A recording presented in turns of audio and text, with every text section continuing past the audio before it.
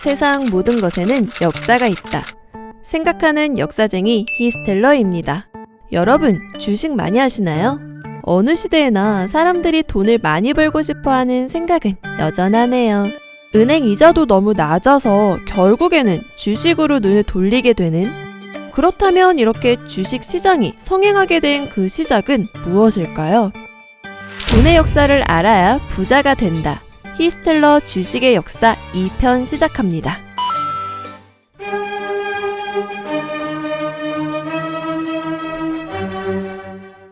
영국 경제사를 살펴보면 찰스 2세와 제임스 2세 시대는 영국 경제가 급속도로 성장한 번영기라 기록되어 있습니다. 오, 영국 국왕이 통치를 잘해서 국가가 번영했구나 생각하면 오산입니다. 영국의 주식시장 발전에 대해 알아보기 위해서는 당시 대환장 파티인 시대적 배경을 이해해야 하는데, 찰스 2세의 아버지인 찰스 1세는 올리버 크로멜이 이끄는 청도교 혁명으로 처형당했고, 찰스 2세는 프랑스로 도망다니고 있었습니다. 개혁을 부르짖던 올리버 크로멜이 영국 왕실 멱살 잡고 하드캐리하던 시대였습니다. 참고로 올리버 크로멜은 군대를 쏘삭거려 왕실을 몰아낸 뒤 잉글랜드 역사 최초의 공화국을 세우고 민주주의를 억압하는 군세 독재를 시전하다 병사하여 이후 그의 시신은 부관참시됩니다.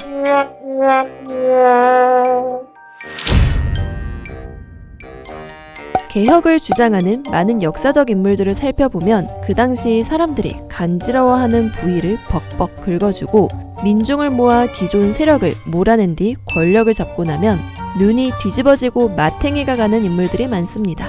히스텔러가 초딩 때 읽은 위인전 전집 인물들이 커서 다시 보니 세상 나쁜 놈들인 경우도 많습니다. 쪼레비 식견으로 보자면 예를 들면 간디?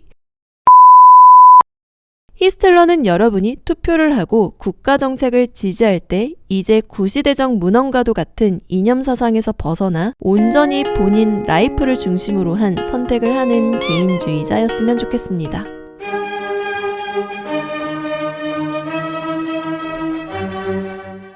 국가 수장들이 처형당하고 글로벌 도망자가 되는 와중에도 영국 경제는 번영했는데, 그 이유는 주식회사 자본금을 모금하는 데 있어 민간인의 참여를 독려하였고, 민간 선박의 항해와 무역을 위해 세계 각지의 무역 인프라를 구축하여 탄탄한 민간 중심 경제 시스템을 만들어 놓았기 때문입니다.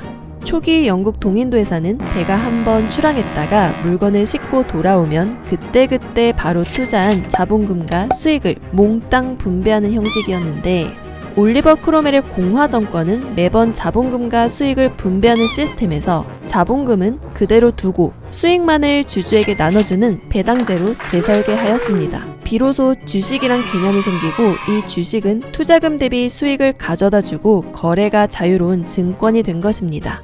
참고로 이 시스템은 네덜란드 동인도 회사를 모방한 것입니다. 당시 영국 동인도 회사는 11년간의 배당을 모두 합치면 240%에 달했기 때문에 연평균 21.8%의 배당률을 자랑했습니다. 이후 10년간은 더욱 늘어나 450%의 배당이 나와서 연평균 45%의 고액 배당을 받았으니, 히스텔러가 이 시대로 타임슬립한다면 영국 동인도 회사의 몰빵 투자...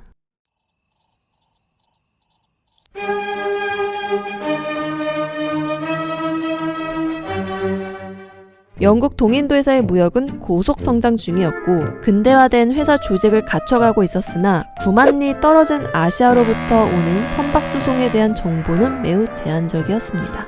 사람이라면 당연히 내 돈이 투자되고 나서 이후 정보를 모으고자 용을 씁니다.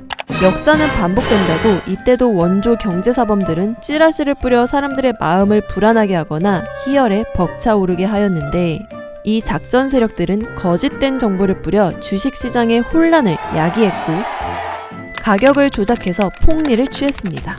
대표적인 인물로는 동인도회사의 최대 주주였던 조사하이어 차일드가 있습니다. 조사하이어 차일드와 7인의 주식을 모두 합치면 동인도회사 주식 전체의 4분의 1이었으니 회사 멱살 잡고 흔들 만한 영향력입니다.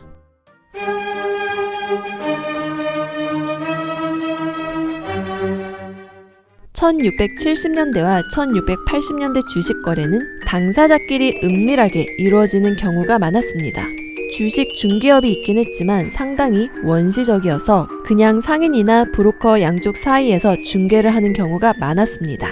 당시 주식 거래는 공개된 곳에서 조직적으로 행해지는 방식이 아니고 한 곳에서 이루어지는 것도 아니었기 때문에 매매 주식 가격은 비밀리에 책정되어 거래되었습니다. 따라서 주식은 투자 대상이었지만 매우 도박성이 강했고 주가는 몇 주 사이에 며칠 사이에도 마치 내일이 없는 것처럼 오르락내리락 했습니다.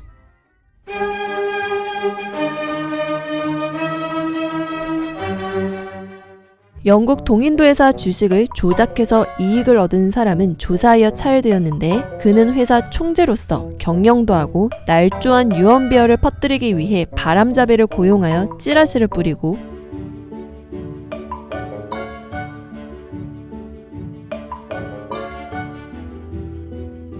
주가를 마음대로 조작했습니다. 이와 같은 수법으로 주가를 35파운드에서 150파운드까지 조작하여 큰 부를 축적했습니다. 그는 돈뿐만 아니라 권력도 양손에 쥔 부유한 상인이었는데 매년 값비싼 선물을 국왕에게 보내 정경유착의 본보기가 되었고 국왕과 왕실의 지지를 바탕으로 동인도 회사를 손에 쥐고 흔들었습니다. 그는 당시 지극히 야비하고 탐욕스러운 남자라 악평을 받으며 비판을 받았는데 거액의 헌금을 이용해 국왕과 결탁하고 있었기 때문에 언론은 묵인하였습니다.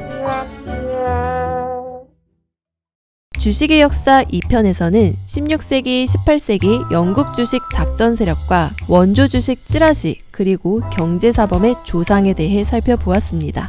현 시대 고전적인 수법으로는 다양한 디지털 형태의 찌라시를 돌리는 작전 세력도 있고 고래 쩐주들의 콜 옵션, 선물 거래와 같이 주식 파생 상품으로 주식값을 들었다 놨다 합니다.